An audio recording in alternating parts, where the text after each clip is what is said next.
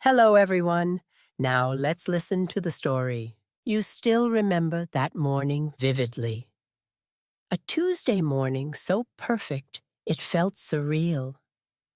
A morning you would later replay in your mind 1,000 times, trying to find a crack, the smallest sign of the nightmare to come. But there was nothing, only peace. It all began with the smell of coffee. Not the drip coffee you made for yourself every morning, but the rich, alluring aroma of premium Arabica beans that Julian, your husband, had taken the time to grind. You opened your eyes to see the gentle morning sun filtering through the silk curtains, painting shimmering streaks of light on the cream-colored bedsheets. And then you saw him, Julian, the man of your 40 years, smiling, holding a white porcelain coffee cup. "Good morning, my love," he said, his familiar, deep voice having lulled you to sleep for 4 decades. You sat up leaning against the soft headboard and took the cup from his hand. The warmth of the porcelain spread through your palms, a safe and familiar feeling. You looked at him, this 67-year-old man with salt and pepper hair, the wrinkles around his eyes, only adding to his elegant and trustworthy appearance. It was a face you knew by heart, every detail from the small scar on his eyebrow, from a bicycle fall at 20, to the way the corner of his mouth turned up slightly when he was truly happy. You believed in that face. You believed in it more than anything in the world. "Thank you," you whispered, taking a sip of coffee. The mild bitterness blended with the rich aroma. Perfect. "Is there a special occasion today?" "You haven't done this since my birthday last year." Julian sat on the edge of the bed, his calloused hand taking yours. "I want to take you for a cruise on the Victoria," he said, referring to the new yacht he had named after you. "Just the two of us, to celebrate your recovery from the surgery. Think of it as a second honeymoon to rekindle the flame." Your heart seemed to melt. It had been 6 weeks since the hip surgery, and although you could walk, you still felt a bit fragile, weak. Julian's offer was like a tonic. Since he had retired, handing over the tech empire to the younger generation, it seemed an invisible distance had crept between you two. He had become quieter, often lost in his own thoughts. You missed the early days when you had built everything together from scratch, the nights spent hunched over a desk, the hurried meals filled with laughter. You yearned for that feeling. And now, he was trying to bring it back. "A second honeymoon," you repeated, smiling. "I like that idea." You chose your outfit with care. The navy blue silk dress, the one Julian always said made your eyes as deep as the ocean. You applied light makeup, just enough to hide the fatigue and accentuate the happiness sparkling in your eyes. When you came downstairs, Julian was waiting, looking dapper in a white polo shirt and khaki pants. He let out an appreciative whistle, his eyes scanning you from head to toe. "You're as beautiful as the day I first met you, Victoria," he said. And you believed him? How could you not? The yacht. Victoria glided smoothly across the water, a pristine and proud white swan. The sky was a clear blue without a single cloud, and the gentle sea breeze carried a refreshing salty tang. You stood on the deck, leaning your head on Julian's shoulder, feeling a complete sense of contentment. You had it all. A loving husband 2 successful children, Ethan and Claire, a prosperous life, and now an entire ocean to explore. At 67, you felt like the luckiest woman in the world. You thought about the journey you had shared. 40 years, a lifetime for many people. You remembered the first date when Julian, a young engineer with ambitious eyes, had nervously spilled a glass of water on you. You remembered your wedding day, a simple but warm ceremony. You remembered the moment Ethan was born, and how Julian had clumsily held his son, his eyes welling with tears. All those memories were the bricks that built the solid fortress of your trust. An absolute trust. Julian popped open a bottle of champagne, the kind you both reserved for special occasions. The gentle pop echoed, and sparkling bubbles fizzed over. He filled 2 crystal flutes. "To us," he said, raising his glass. "To the 40 years past, and the many more to come." "To us," you replied, clinking your glass against his. The sound of crystal rang out clear and sweet in the quiet of the open sea.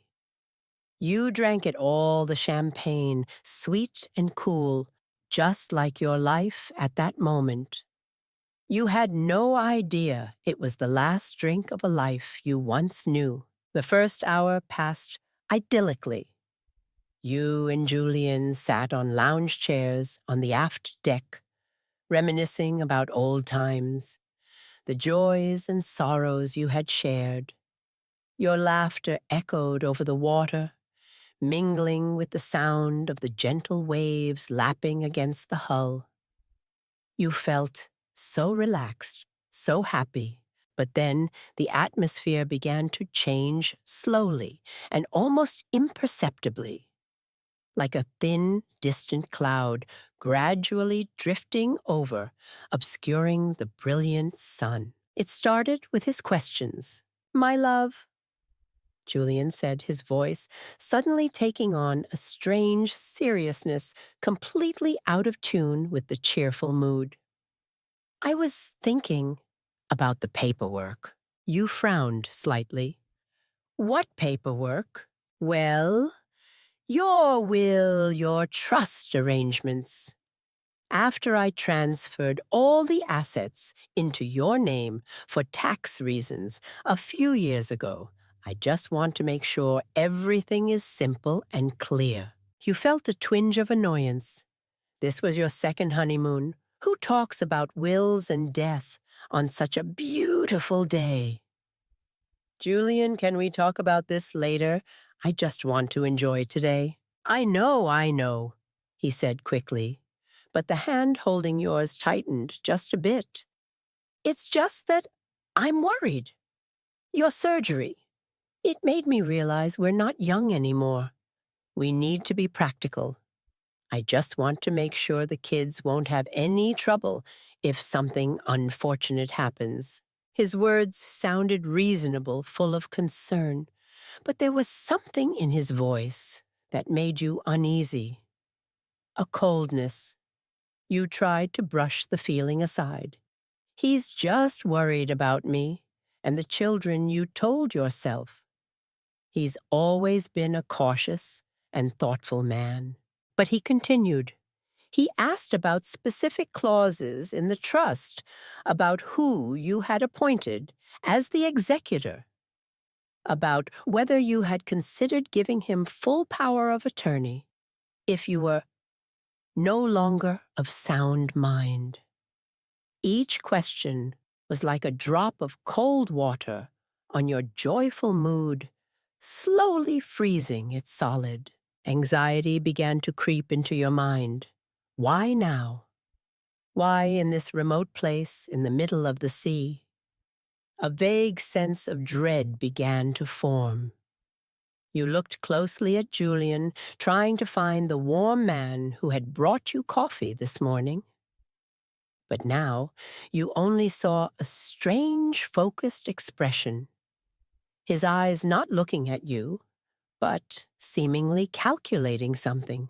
And then memories of strange recent events began to flood back disparate pieces that you hadn't paid attention to before now, automatically assembling into an alarming picture. You remembered Mr. Frank, the financial advisor who had worked with your family for over 30 years.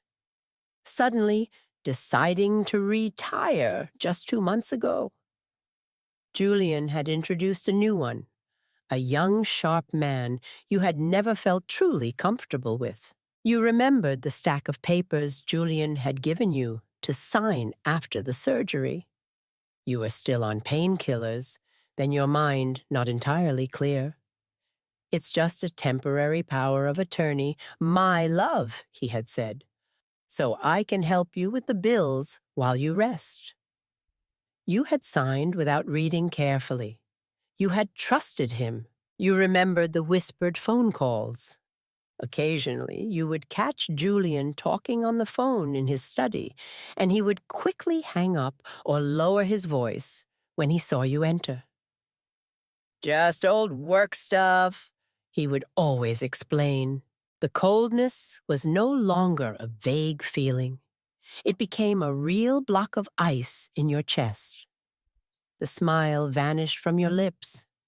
You felt a strange sadness, a deep sorrow, as if you were losing something incredibly precious. It was trust. The trust in the man you had loved for 40 years was slowly dissolving like sea foam. You pulled your hand away from his. Julian, I really don't want to talk about this anymore. I'm feeling a bit tired. I want to go back. You stood up, hoping your decisive action would end this bizarre conversation. You turned your back to him, looking towards the hazy coastline, feeling a terrifying loneliness. The magnificent yacht suddenly felt like a floating prison, and the vast ocean was no longer a symbol of freedom, but an endless, inescapable space. A tear rolled down your cheek. You didn't understand what was happening. Why was your beloved husband making you feel this way? What had you done wrong? Or was it the surgery, the medication that had made you unreasonably suspicious and sensitive? You started to doubt yourself. My love, Julian's voice came from behind you, closer than you thought. Don't be like that. I only want what's best for you. You turned back about to tell him you were sorry, that perhaps you had overreacted. But when you looked into his eyes, the words caught in your throat. In those eyes, you saw no love, no concern. You only saw an emptiness, a cold, icy determination. I am afraid that's not going to happen, Victoria. Those two sentences, uttered in a completely alien tone, shattered your last illusion. That was not the voice of Julian, your husband. It was the voice of an executioner. Horror washed over you as violent as a tidal wave. Everything around you seemed to blur. The sound of the waves, the wind, the seagulls, it all disappeared. All that remained was his face and the cruel words echoing in your head. What? What did you say? You stammered, taking a step back, your hand gripping the railing to keep from collapsing. You see, we need to have a conversation about your health. He continued, stepping towards you. Each of his steps felt like a hammer blow to your racing heart. About your recent memory issues. You screamed, your voice cracking with fear and outrage. I'm perfectly fine. You've been showing signs of dementia, he said nonchalantly, as if reading from a report. I have it all documented. The doctors agree that you're no longer capable of managing your financial affairs. A wave of nausea rose in your throat. Doctors. Documents. It was all a lie. An elaborately staged play. Your surgery, your temporary weakness. He had used it all. He had turned your love and trust into a weapon against you. "You're insane," you whispered, shaking your head frantically. You didn't want to believe it. A part of you was still screaming that this was just a nightmare, that you would wake up and find Julian sleeping peacefully beside you. Well, an elderly woman, recent surgery, probably took too many painkillers, got disoriented on the boat. He shrugged, repeating the cold words. Tragic accidents happen all the time. No one will suspect a thing, my love. They'll only mourn for a grieving husband who lost his ailing wife. Pain. The physical pain of the surgery was nothing compared to this. It was worse than death. It was the annihilation of 40 years of memories. Every smile, every hug, every word of love he had given you over the years now seemed like a disgusting lie. Your life, your love, your family, it was all built on a lie. The feeling of betrayal was as sharp as a knife thrust through your heart, tearing it to pieces. Tears streamed down, not of fear, but of an ultimate agony, an irreplaceable loss. You weren't just about to lose your life, you had already lost your past. You looked at him, the man you once thought was your whole world, and you saw only a stranger, a monster. Hatred flared up fierce and intense, overwhelming even the fear. "Go to hell," you snarled each word, seeming to squeeze through your teeth. Those were the last words you ever said to him. Julian moved behind you. You felt his breath on the back of your neck. "Say hi to the sharks," he whispered, his voice laced with a sick amusement. And then you felt a push at your back. It wasn't violent, just a sudden, decisive shove. Your world tilted. The sky and the sea switched places. You lost your balance, your hands flailing in the air. The moment you fell, time seemed to stop. You saw Julian's face looking down without a hint of remorse, only cold satisfaction. You heard his fake shout, "Victoria, oh God, Victoria!" A final act for a tragedy he had directed. Then the cold water of the Atlantic Ocean welcomed you, swallowing you into its embrace. The shock of the cold made you gasp for breath. Water rushed into your nose, your mouth, your lungs. The navy blue dress, a symbol of your love, now became a heavy shroud, pulling you deeper into the darkness. As you sank, the last image in your mind was not of your children, not of happy memories. It was Julian's eyes, the eyes of a traitor, and a terrible truth, clearer than ever, was seared into your soul. 40 years. It was all a lie. You didn't know how long you had been drifting. Time had lost all meaning in that cold, dark water. It was just a series of moments strung together, a desperate struggle to keep your head above the surface, a choking cough as waves slapped your face, and the cold, a bone-chilling cold that was slowly draining the life from you. But there was a coldness far more terrible than that of the Atlantic. It was the cold in your soul, the cold of the truth. 40 years, it was all a lie. That sentence echoed in your head, a haunting refrain. that drowned out the roaring waves. Every time your body instinctively fought for survival. Kicking, trying to breathe, your mind asked a cruel question. What for? What was the life you were fighting to keep? It was already destroyed. Its very foundation had been demolished by the man who built it. You were no longer Victoria, the beloved wife. You were no longer the matriarch of a happy family. You were just a piece of debris, a mistake, a burden that had been cast aside. A feeling of emptiness enveloped you, heavier than the silk dress clinging to your body, pulling you down. For a moment, you wanted to let go. Just take one deep breath, let the water fill your lungs, and all the pain would end. But your body betrayed that wish. It kept fighting, and then, through the hazy fog of exhaustion, you heard a sound. A sputtering engine, distant but real. You lifted your stinging eyes, trying to focus.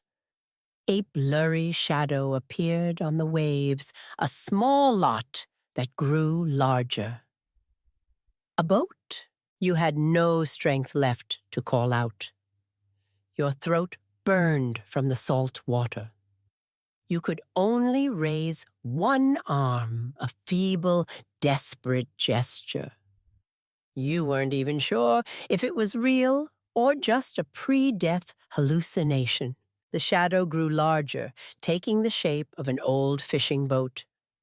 There were two people on deck, an older man with a sun-weathered face and a young boy. They had seen you. Their shouts pierced the fog, the words indistinct but carrying the warmth of life. Being pulled onto the boat was a painful and humiliating experience. You were like a netted fish, soaked, shivering, and utterly helpless. They laid you on the hard, cold deck, the rough wood scraping your skin. A worn blanket smelling of sea salt, engine oil, and fish was wrapped around you.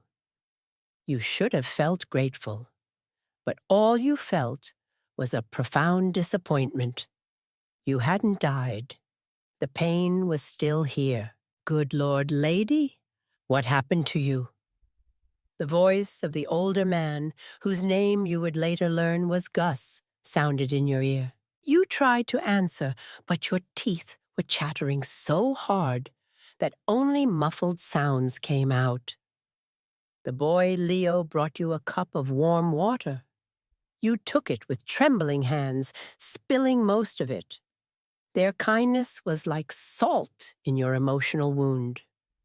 Why were complete strangers showing concern while the man who had sworn to love and protect you wanted you dead? Loneliness washed over you more intense than when you were alone in the ocean. At least there your solitude was absolute. Here on this boat, between two kind people, you felt more lost and alien than ever. You were a ghost, a person who should have been dead, fished out of a watery grave. You didn't belong in this world anymore. They took you to a place called Mrs. Rose's boarding house. A small, humble place, the complete opposite of the fraudulent luxury of your world. Mrs. Rose, an elderly woman with wise eyes, didn't ask you a single question. She just quietly led you to a clean room, gave you a set of dry clothes, and brought up a bowl of hot chicken soup. You sat on the edge of the strange bed, in clothes that weren't yours mechanically, eating spoonful after spoonful of soup. The comforting taste couldn't warm the coldness inside you. Every sound from outside, the traffic people talking and laughing, seemed to come from another planet. You had been severed from the flow of life. That night you lay awake, staring at the peeling ceiling. The horror movie of the day replayed endlessly in your mind. Julian's smile, his whisper, the push, the final cold look. 40 years, 40 years of deceit. Every happy memory was now soured, poisoned by the truth. The first kiss, the proposal, the wedding day, the children. It was all part of a long play, and you were the only audience member who didn't know you were watching a show. The feeling of weakness and helplessness nearly drowned you. Who were you without Julian? For your entire adult life, you had been Julian Harrison's wife. Your identity was tied to him. Now that connection had been brutally severed, and you found yourself adrift in a formless void. He had taken not just your future, but your past as well. He had turned your life into a cruel joke. The despair was so deep you felt you couldn't breathe. You wanted to scream, to smash things, but all you could do was lie still, letting the emptiness consume your soul. The second day passed in the same numb state. You barely ate, barely spoke, just sat by the window, looking out at the unfamiliar street, not really seeing anything. Mrs. Rose would bring in tea occasionally, set it down, and leave quietly. Her silence was both a comfort and an empty space for the demons in your head to run wild. He won, a voice whispered in your head. He took everything. You're just a failed old woman, homeless, nameless, futureless. Just stay here and rot in silence. It's all you deserve. You almost believed that voice. But then, on the afternoon of the second day, as the slanted sunlight shone through the window, casting a patch of light on the opposite wall, something shifted. On the small bedside table, there was an old picture frame that Mrs. Rose had placed there. In the photo was a family of 3 generations smiling brightly. The image suddenly poked at a deep corner of your memory. Ethan and Claire, your children's faces appeared in your mind so clearly you could almost reach out and touch them. You remembered Ethan's worried face when you were hospitalized for the surgery. He had sat by your bed for hours, reading to you just to make sure you weren't lonely. You remembered Claire's warm hug, her soft hand stroking your hair. "You have to get well soon, Mom," she had whispered. "We need you." "We need you." Those words now were like a bolt of lightning in the dark night of your despair. Was their love a lie too, Julian? Was their father? Had he poisoned their minds?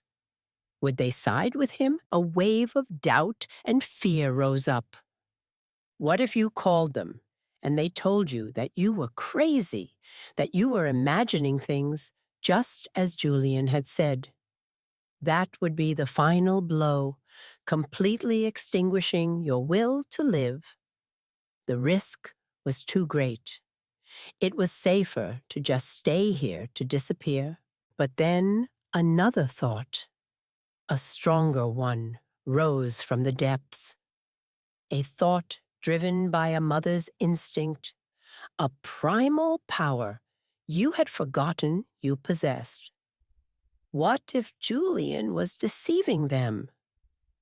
What if he was telling them horrible stories about your illness, making them grieve and worry? What if your silence was an endorsement of his lie? And most terrifying of all, if a man could heartlessly discard his wife of 40 years, would he hesitate to harm his own children if they stood in his way? You couldn't let that happen. The love for your children became a small flame flickering, but stubborn in the storm. It warmed your frozen heart, chasing away the ghosts of despair. For them, you had to live. For them, you had to fight. You could not let Julian define the end of your story. You could not let him rob your children of their mother. A new strength you didn't know you had surged from within. It wasn't physical strength. Your body was still weak and sore. It was the strength of will, a courage born from boundless love. You got up from the chair. Your first steps were still shaky, but they were purposeful. You went to the small handbag that Gus had brought in for you, containing the prepaid phone he had given you. Your hand was still trembling, but not from fear, but from a fierce determination. You would call Ethan. You would bet everything on your son's love. You would face the possibility of rejection, of doubt, of being hurt one more time. But you had to. It was the only way out of this abyss. It was your only lifeline. And as you dialed the familiar numbers, you knew you were no longer a passive victim. You were starting to rewrite your own story.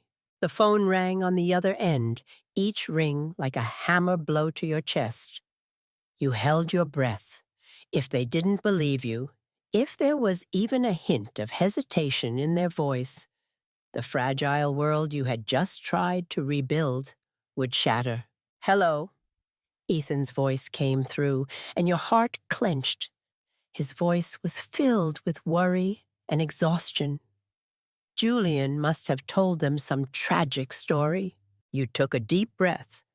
"Ethan," you said, your voice hoarse, almost unrecognizable. "It's Mom." Silence, a silence that stretched for an eternity. You could hear your own breathing, rapid and shallow. In that moment, you prepared for the worst. You prepared to hear your son say, "What, Mom?" "My mother is dead." But then a gasp broke the silence, a sound of stunned disbelief. "Mom," Ethan's voice trembled. "But that's impossible. Dad said. He said there was an accident." "I'm alive, sweetie." You said, tears starting to fall, but this time they were tears of hope, not despair. "Listen carefully. Your father tried to kill me." You heard a noise on the other end? Claire's voice in the background. "What is it, Ethan?" Silence fell again. But this time, it was different. It wasn't the silence of skepticism, but of a terrible truth being absorbed. "Mom." Ethan's voice finally came trembling, but filled with a steely resolve. "Where are you? Tell me where you are. We're coming right now." A wave of relief washed over you, so powerful that your legs gave out and you collapsed onto the bed. They believed you. Without a moment's hesitation, without a single doubtful question. They believed you. Their love, the bond between you, was stronger than Julian's lies. 2 hours later, a taxi screeched to a halt in front of the boarding house. Ethan and Claire burst out of the car. The moment you opened the door, Claire threw herself into your arms, hugging you tightly, her body shaking with sobs.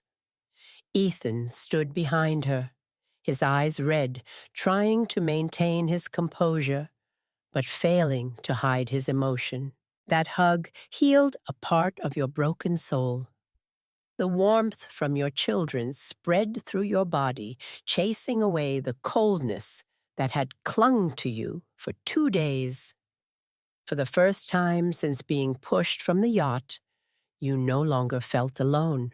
They sat beside you on the small bed, holding your hands tightly, listening as you recounted the entire horrific story.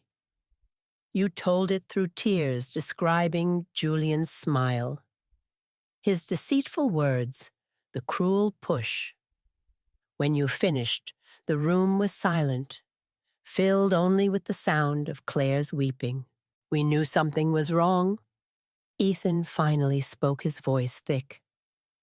Dad's behavior afterward. It was too calm. He played the part of the grieving husband, but sometimes we'd catch him smiling to himself when he thought no one was looking.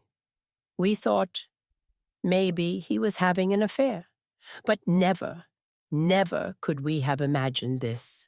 Ethan's words were the final confirmation you needed. You weren't crazy. You hadn't imagined it. The horror you had endured was real. What do we do now, Mom? Claire asked, wiping her tears, her eyes shining with a resilience you had never seen before. Looking at your two children, at the unconditional love and trust in their eyes, you felt a powerful motivation rise up. The weakness was gone. The emptiness was filled with a clear purpose. You weren't just surviving for them. You would fight with them. Now, you said, and for the first time your voice was firm and steely. Now we take back everything he stole from us. The loneliness had vanished, replaced by the strength of unity. You were no longer a drifting ghost. You were a mother, and with your children, you would begin the fight for justice. The light had returned not from the outside, but from the love of your family. And you knew, no matter how difficult the road ahead, you would never walk it alone again. The tears had dried. The initial shock had subsided, not disappearing, but crystallizing into something much harder and colder resolve. Mrs. Rose's small room, which just hours before had been the sanctuary of a broken soul, was now your war room. The air was no longer heavy with grief, but thick with concentration. You looked at your children, Ethan and Claire. They were no longer kids who needed your protection. The trauma had forced them to grow up overnight. In their eyes, you saw not just love, but a determination that mirrored your own. In that moment, you knew you were more than a mother. You were a commander, and you had the two most loyal soldiers in the world. Listen, you began, and you were surprised by your own voice. It wasn't trembling, not weak. It was steady, clear, and authoritative. It was the voice of Victoria Harrison, the woman who had once helped build an empire with her husband, not the voice of a near-drowned old woman. We have no room for error. One wrong move, and this is all over. You laid out the initial plan step by step with a calmness and methodical precision that was almost frightening. The pain hadn't paralyzed you. It had sharpened your mind. Ethan, Claire, you said, looking each of them in the eye. Your part is the hardest. You have to go back to that house. You have to face him every day. And you have to act. You saw a flicker of fear in Claire's eyes, and the mother in you ached. But you couldn't back down. You have to play the part of a grieving daughter. You have to cry, act weak, seek his comfort. Let him think you're completely broken, that you believe every word he says. His trust is our weapon. Then you turn to Ethan, and you, Ethan, you're his son. He'll expect you to be stronger, act angry at fate, confused about the future, but never ever suspicious of him. Ask about the business, about the finances, under the pretense that you need to shoulder the responsibility in my absence.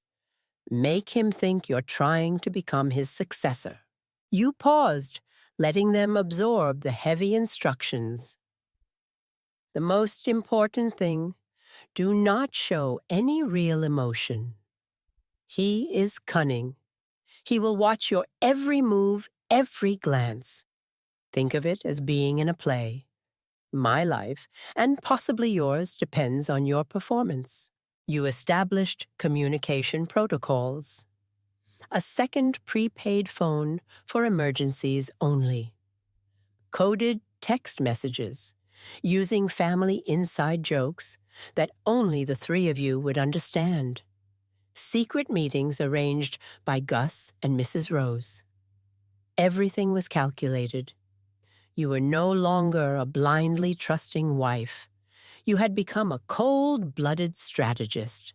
When Ethan and Claire left, returning to the lion's den, a terrible fear gripped your heart. You were sending your children into danger. But you knew there was no other way. This was a family war, and you had to fight it together.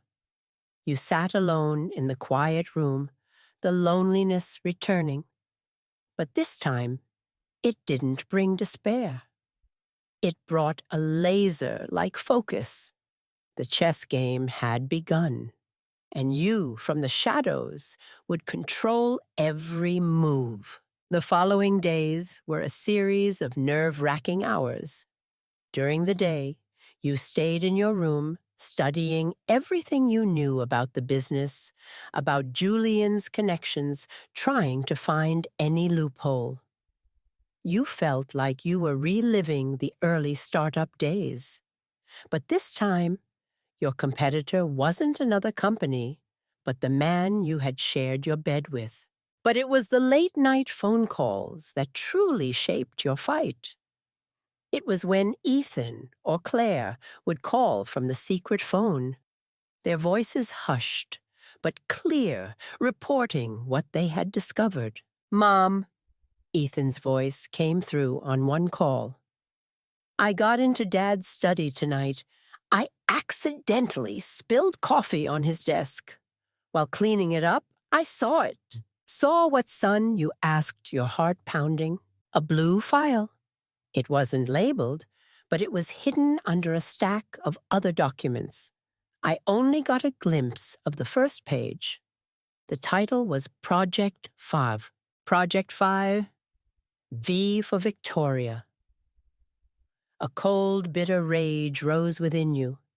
He had planned your death systematically, methodically, giving it a name as if it were a business deal. You took a deep breath to stay calm. "Good job, Ethan. Very good. But don't take any more risks. Just observe." Inside, an immense pride swelled. Your son, the boy you had taught to take his first steps, was now bravely facing danger to protect you. His courage and intelligence filled you with both emotion and gratitude. A few days later, it was Claire's turn. Her voice was more trembling but full of determination. "Mom, I checked Dad's personal bank accounts that you gave me access to before. There have been huge cash withdrawals over the past 3 months. Almost $500,000 in total, all undocumented with no clear reason. $500,000. It could be money to bribe doctors to create fake medical reports or to pay other accomplices. Each discovery your children made was like a hammer blow, both shattering the last image of the husband you once loved and strengthening the fortress of your resolve. You felt a split within yourself. One half was a mother worried sick about her children's safety. The other half was a cold commander receiving intelligence and planning the next move. And then they found the name, Adrienne Thorne. Ethan said on another call. I installed a keylogger on his computer. A lot of emails were deleted, but I managed to recover a few short exchanges from the trash. He and this woman were discussing the project's progress and the need for decisive action. Adrienne Thorne. The name meant nothing to you, but it was a lead, a thread to hold on to. Every phone call ended with you saying, I'm so proud of you both. Be careful. I love you. And every time you hung up, you would sit alone in the darkness, grappling with two overwhelming emotions. One was infinite love and gratitude for Ethan and Claire. They were your light, your reason to fight. They had sided with you without hesitation, risking their own safety. The faith you had placed in them had been rewarded in the most profound way. You thanked fate that at least in this tragedy, you were not alone. The other emotion was a deepening resentment, a hatred for Julian. It was no longer the pain of a broken heart. It had transformed into old fury. Every piece of evidence your children found was another cut that deepened your hatred. He didn't just want you dead. He had planned it meticulously cruelly, without a flicker of hesitation.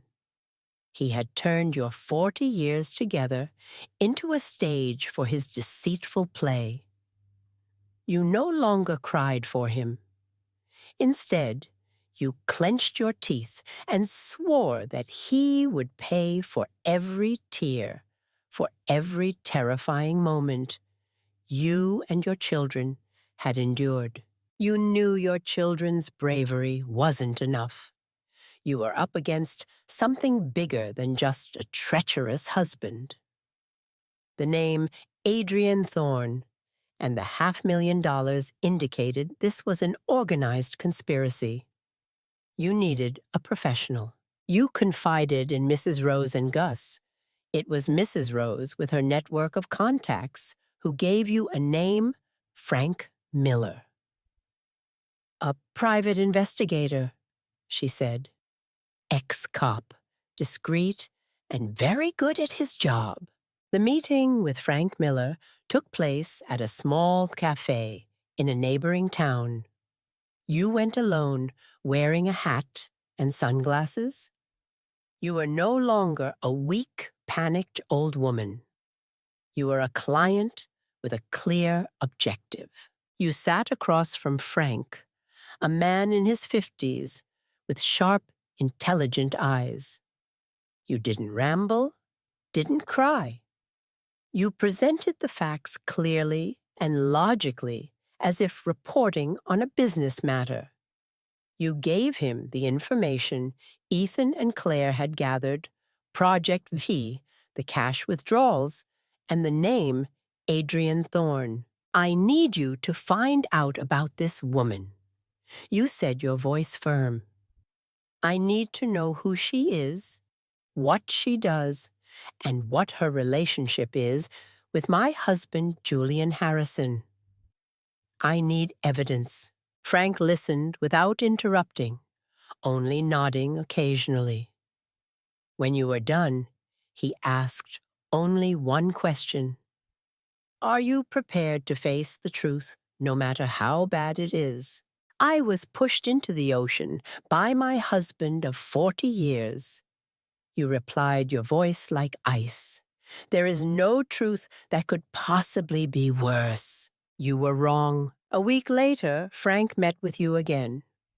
This time he brought a thick file. His face was no longer as relaxed as the first time. He looked grim. Mrs. Harrison, he began, your husband is not just a man who tried to kill his wife for her fortune. He's much, much worse. Frank spread the documents on the table. There were photographs, copies of reports, old newspaper clippings. The picture he painted was more horrific than your worst nightmare. Adrienne Thorne was an estate lawyer. But that was just a front. Her real specialty was accelerating asset transfers. She ran a sophisticated criminal network that targeted wealthy, elderly people. She would find families with conflicts, approach the greedy children or spouses, and offer them a solution. That solution involved creating false evidence of mental decline, medical manipulation, and finally staging deaths that looked like accidents. A lot of accidents. Frank showed you the files of at least 6 other cases in the past 3 years. A wealthy old man who fell down the stairs. A widow who took the wrong medication. A retired businessman who had a single-car accident. They all had one thing in common. They were clients of Adrienne Thorne, and their relatives inherited massive fortunes. The outrage you felt now transcended the personal. It was no longer just about Julian. It was a revulsion for a monstrous type of crime, a cruelty that preyed on the most vulnerable. Your husband was not a lone criminal acting out of desperation or a momentary lapse of greed. He was a willing member of a murder-for-hire organization. He knew exactly what he was getting into. Julian paid Thorne an upfront fee, Frank said, pointing to a copy of an overseas bank statement. For the full service package, he was her newest client. You stared at the documents, a wave of nausea rising. The man you had loved, the father of your children, was in fact a monster. There was not a single good image of him left in your mind to cling to. The Julian you knew was truly dead, and had probably been for a long time. The man living in your house, playing the grieving father next to your children, was just an imposter wearing his face. Your resentment had now reached its peak, but it wasn't an explosive rage. It was a deathly quiet, a cold clarity. You knew exactly what you had to do. This was no longer about personal revenge. This was about justice. You looked up at Frank. Do we have enough evidence to take them to court? We have a lot of circumstantial evidence. But to convict someone like Thorne, we need a confession. We need to catch them in the act. Then let's give them what they want. You set a plan beginning to form in your mind, clear and sharp. We'll set a stage, and this time I won't be the victim. I'll be the director. You left the cafe feeling a profound change within you. The victim, Victoria Harrison, had truly died at the bottom of the ocean. The person walking in the sun today was someone else, someone forged by the love of her children, armed with the truth and driven by an ice-cold fury. The investigation was over. The hunt was about to begin. The day of reckoning had come. You were in your own home, yet you felt like a ghost hiding in the shadows. This was no longer a place of warm memories. Today, it was a stage, a battlefield, and you had arranged every detail of this final act. You sat in Julian's old study, a place you had avoided for weeks. But today, you claimed it. This room where he had planned your death was now your command center. In front of you was a small monitor displaying feeds from 4 micro cameras that Frank Miller's team had secretly installed in the living room last night. Everything was ready. The silence in the room was almost tangible. You could hear the steady ticking of the old grandfather clock in the hallway, each tick counting down to 0 hour.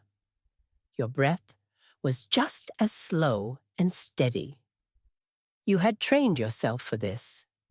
In the past few days, you had meditated, focused your mind, turning pain and rage into a cold, unwavering core of energy. There was no room for weakness, no room for tears. The tension was like a violin string pulled to its breaking point inside you. You felt it in every muscle in the blood that flowed just a little faster in your veins. But on the outside, you were perfectly calm. The hand resting on the arm of the chair didn't tremble. Your eyes fixed on the monitor didn't blink erratically. You were the calm at the center of the storm. Through a small earpiece, you could hear the final preparations. The rustle as FBI agents moved into their hidden positions around the house. Frank's deep, decisive voice, "All teams in position, awaiting your signal, Victoria." Copy was your only reply. You watched the image of Ethan and Claire on the screen. They were in the living room, pretending to rearrange some books. They looked even more nervous than you felt. A pang of compassion struck your heart. They didn't deserve to go through this, but you pushed the feeling away. It was for them that you had to do this, to protect them, to give them back a future not haunted by the ghost of their sinful father. A flicker of memory flashed in your mind. The terror of losing your balance on the yacht's railing, the icy shock of the water, Julian's emotionless face. But strangely, the memory no longer hurt. It was no longer an open wound. It was now a flint, the source of your steely resolve. You weren't running from the past. You were using it as a weapon. And then the moment arrived. On the screen, a black luxury sedan pulled into the driveway. The door opened. Julian got out first. He looked dapper in an expensive suit, his hair neatly combed. He wore the face of a grieving husband trying to be strong for his children, a role he had played to perfection for weeks. Following him was Adrienne Thorne, a cobra in the guise of a successful lawyer, with her leather briefcase and a smile so professional it was chilling. You watched them enter your house, the house built with your love and hopes now tainted by their presence. The rage coiled in your chest, but you suppressed it, channeling it into sharp focus. The play was about to begin. You heard Ethan's voice, surprisingly steady, welcoming them. "Thank you for coming, Dad, Ms. Thorne. We thought we should get the final paperwork sorted out as soon as possible." "Of course, son," Julian's voice replied, full of fake solemnity. "Anything to help you through this difficult time." You watched them sit on the living room sofa. The sofa where you and Julian had watched countless movies, where you had read stories to the children when they were small. Everything in this room was a reminder of betrayal. The tension inside you tightened another notch. Soon, you listened to their conversation through the earpiece. Julian and Thorne began to discuss legal terms about executing Victoria's will. They spoke of you as if you were just a name on paper, a number in a bank account. Their audacity made your blood boil. Ethan and Claire played their parts perfectly. They nodded, asked innocent questions, appearing completely trusting of their father's and the lawyer's guidance. Julian was clearly at ease, smug in the success of his perfect plan. He was at the pinnacle of his victory. That's when Ethan gave the signal. "I just wish Mom were here," he said, his voice catching with intentional emotion. She never would have wanted all this complication. She never would have wanted this. That was the cue. You took a deep breath. Your hands gripped the arms of the chair. This was it. You stood up and walked out of the study. The hallway was dark and familiar. Your every step on the thick carpet was silent. You were a ghost returning to reclaim your domain. You stopped before the partially open living room door. Through the crack, you could see Julian patting Ethan's shoulder, feigning fatherly comfort. You pushed the door open. The heavy oak door let out a small creak. But in the silence of the room, it sounded like a thunderclap. All eyes turned to you. You stepped out of the shadows, standing tall in the doorway. The light from the living room hit you, creating a strange aura. You were no longer the frail old woman in a soaking wet dress. You stood straight proud, wearing a simple but elegant black outfit. Your face was emotionless, but your eyes burned with a cold fire. Their reaction was everything you had hoped for and more. Adrienne Thorne, the woman who always maintained an iron composure, dropped the pen she was holding. Her eyes widened, her professional mask shattering to reveal bewilderment and an undeniable flicker of fear. But it was Julian. His reaction was your greatest reward. The color drained from his face as quickly as the tide recedes. The smug smile froze and then crumbled.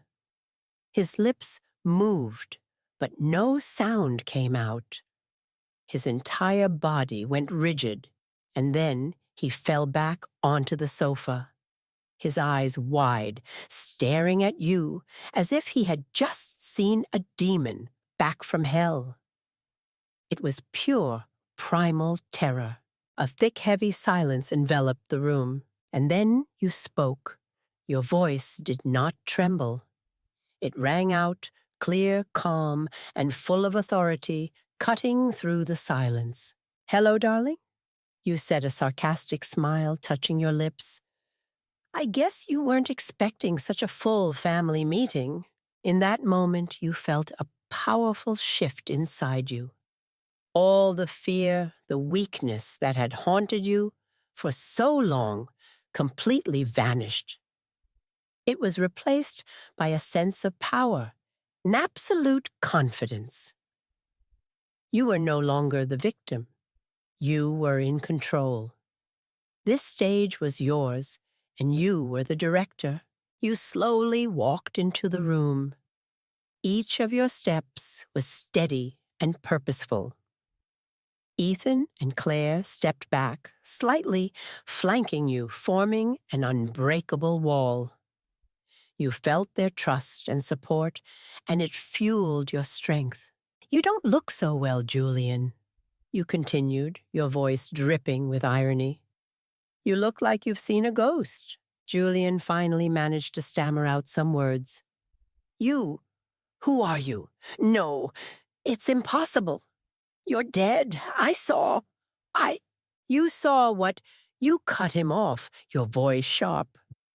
"Did you see yourself push your wife of 40 years into the sea? Did you see yourself leave me there to freeze to death? Or did you see $1.5 billion dancing before your eyes?" You glanced at Adrienne Thorne, who was slowly regaining her cold composure, trying to analyze the situation. "And you, Ms. Thorne, I suppose Project V didn't go quite as planned. I'm sure your solutions for your clients don't include a clause for the victim's return." You were triumphant. The tables had completely turned. The panic in your enemy's eyes was the clearest proof of your victory. You hadn't just survived. You had returned to cast judgment. This is a trick." Adrienne Thorne suddenly snapped her voice as sharp as a razor. She had regained the self-control of a professional criminal. "This must be an impostor. Julian, don't be fooled." Julian, as if grasping a lifeline, nodded frantically. "Yes, that's right. You are not Victoria. My wife is dead. This is a conspiracy. You people want to steal my assets." You looked at them, and a deep sense of contempt rose within you. How pathetic. The man who was once a giant in the tech world was now just a coward stammering clumsy lies. The woman who thought herself so clever, a manipulator of fates, could only offer a feeble denial. You laughed. It wasn't a happy laugh, but a cold, scornful one. "An impostor, Julian. Do you really think so?" You walked closer to him. He shrank back on the sofa. "Let me help you remember." You said, your voice a whisper that carried across the room. "Do you remember the navy blue dress I wore that day? The one you said brought out my eyes? Do you remember the last words you said to me? 'Say hi to the sharks'? Only the two of us know that, don't we, darling?" Julian's face became a mask of absolute horror. He had nothing left to deny. Disgust coiled inside you as you looked at his face distorted by fear. Was this the man you had once loved? The father of your children? You could no longer see any trace of that man. Only a greedy, cowardly monster remained. Your hatred for him was no longer hot, but had become an ice-cold revulsion. "Why?" Ethan suddenly spoke, his voice trembling with outrage and pain. "Why would you do this to Mom? To our family?" Julian turned to Ethan, and in his panic, the final truth spilled from his mouth, a torrent of wickedness and selfishness. "Because of her," he screamed, pointing at you. "She always controlled everything I made the fortune, but it was in her name. She was always so sanctimonious, always talking about family, about love. I was tired of playing the part. I wanted freedom. I wanted to live my own life." Claire burst into tears. Each of his confessions was another knife in her heart. Adrienne Thorne realized it was all over. She shot to her feet. "I have nothing to do with this. This is your family's problem." She tried to leave. "Sit down," you commanded, and your voice carried an authority that could not be defied. Thorne froze. "You think you can just walk away, Ms. Thorne," you said. "I know all about your network, about Mr. Miller, who fell down the stairs, about Mrs. Jennings, who took the wrong medication. Did you think I was the only victim lucky enough to survive?" You underestimated me. Thorne's composure finally crumbled completely. You looked at your two culprits, one trembling in belated remorse, the other stunned by the harsh reality. And you felt a satisfaction, a bitter satisfaction. It brought you no joy. The pain and loss were real and would never completely disappear. But a balance had been restored. A rightness had been served. The trap that you and your children had carefully laid had snapped shut perfectly. You turned to Ethan. "It's time, son." Ethan nodded, took out his phone, and made a call. And then you spoke your final words to Julian. "You wanted freedom, Julian. You're about to get it. You will be free from your family, from your wealth, from everything. You will have plenty of time to be alone and reflect on what you have done." At that exact moment, All the doors to the house burst open simultaneously. FBI agents in tactical gear, fully armed, stormed in from every direction. They moved quickly and professionally. FBI, everybody freeze! Julian and Adrienne Thorne had no chance to react. They were subdued and handcuffed in an instant. As an agent read Julian his Miranda rights, he stared at you. His eyes filled with hatred and disbelief. You just looked back at him calmly. Frank Miller walked over to you. "We got it all, Victoria. The confession is crystal clear on the recording." You nodded, feeling an invisible weight lift from your shoulders. Your personal battle was over.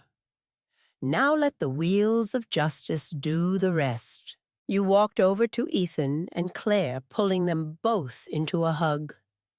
They were still trembling, but in your arms, they gradually calmed down. You had done it. You had faced the monster together and won. As you watched the agents lead Julian and Thorne out of your home, you no longer felt hatred, only an emptiness and a strange sense of peace. The play was over. As the last door closed, taking with it the uniformed figures and the two people who had once been your entire world, a profound silence descended upon the house. This silence was different. It wasn't the tense silence of the planning days, nor the empty silence of loneliness. This was a light, pure, and peaceful stillness. You stood motionless in the middle of the living room, which only minutes before had been a stage for high drama. The flashing lights of the police cars had receded, leaving only faint streaks of light that swept across the windows before disappearing. The sound of sirens faded into the night. The war was over. The weight you had carried on your shoulders for weeks, a weight forged from betrayal. Fear and rage suddenly vanished. You felt the change in your own body first. Your shoulders, which had been tensed for so long, finally relaxed. The taut muscles throughout your body seemed to sigh in unison. A wave of exhaustion washed over you, so powerful, you had to hold on to a chair to stay upright. But it wasn't the exhaustion of illness or despair. It was the sweet fatigue of a soldier after the final battle has been won. Ethan and Claire also stood still, as if they too were trying to absorb the sudden shift in space and emotion. Then Claire, your dear daughter, was the first to break the silence. She didn't say anything, just walked over and wrapped her arms around you. Ethan came over too, his arms encircling both of you. And just like that, the three of you stood there holding each other in the middle of the living room. A room littered with the traces of the confrontation. No one spoke. There was no need. In that embrace, you felt everything relief, safety, and a pure, unspoken love. This was the real victory. Not the sight of Julian in handcuffs, but this moment right here. The moment your family, the real and precious remainder of it, still stood together. That night you slept soundly for the first time in weeks. No nightmares, no images of cold water or Julian's emotionless eyes. You just sank into a peaceful void, a rest that both your body and soul had craved. When you woke up the next morning, the first thing you noticed wasn't pain or vigilance. It was the sunlight. The morning sun was streaming into the room through the window, warm and brilliant. You took a deep breath, and your chest no longer felt constricted. You felt serene, a serenity you thought you would never feel again. The burden had truly been lifted. The monster in your house had been exorcised, and with it, the monster in your mind had been defeated. You went downstairs, and a familiar scent greeted you, the smell of coffee and toast. Claire was in the kitchen, humming a tune. Ethan was at the dining table reading the newspaper. A scene so normal, it was extraordinary. When they saw you, they both smiled. A genuine, unforced smile. "Good morning, Mom," Ethan said. "I made coffee for you," Claire added. You sat down, taking the cup from your daughter's hand. The warmth spread familiar and pleasant. You looked at your two children, your comrades, your heroes. And for the first time in a very long time, you felt a simple joy, a joy untainted by fear or lies. You were home, truly home, and you were safe. The peace inside your home was the eye of the storm. Outside, the media storm had erupted. The story of the Harrison betrayal was splashed across every front page and news broadcast. News vans lined the street in front of your house.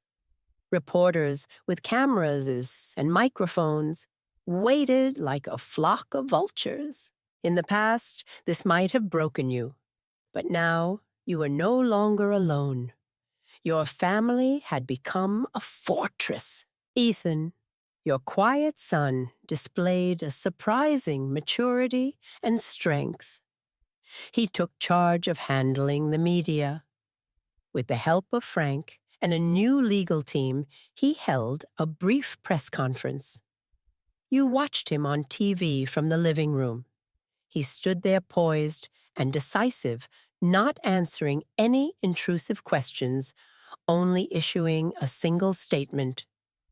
Our family has been through a terrible ordeal. At this time, we ask for privacy so that we can begin the healing process. We have full faith in the legal system. He showed no weakness, nor did he gloat. He only showed dignity. A wave of pride swelled in your chest, while Ethan was the shield protecting the family from the outside world.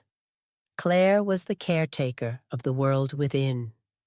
She managed everything in the house, ensuring you didn't have to worry about a thing. She screened phone calls, handled mail, and most importantly, she was always by your side. She would walk with you in the garden, watch old movies with you, and listen whenever you needed to talk. She became your confidant, the guardian of your emotions. And you became the spiritual anchor for them both. You used your own calmness to reassure them. When they worried about the upcoming trial, you held their hands and said, "The truth is on our side. We have nothing to fear."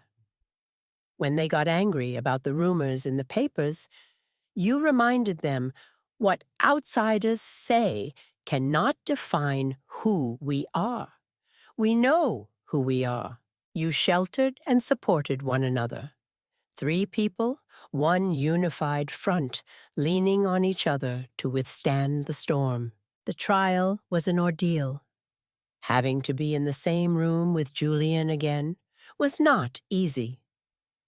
But when you saw him at the defendant's table, dressed in an orange jumpsuit, looking small and pathetic, you no longer felt hatred or fear. You only felt a distant pity, and then an emptiness. He no longer had any power over your emotions. When it was your turn to testify, you walked to the stand with dignity. You told your story not as a pitiful victim, but as a survivor presenting the truth. Your voice was clear, without a hint of hesitation. You looked directly at the jury, and you knew they believed you. The verdict came down Julian Harrison and Adrienne Thorne, guilty on multiple counts, including conspiracy to commit murder, sentenced to life in prison without the possibility of parole. There was no applause or cheering in the courtroom, only a solemn silence. For you, it wasn't a moment of revenge, but of closure.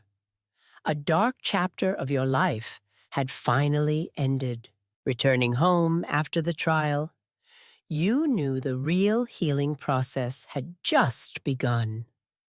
The house, though safe, still held too many ghosts of the past. You needed to create new memories. You started with small changes. You and Claire rearranged the furniture in the living room.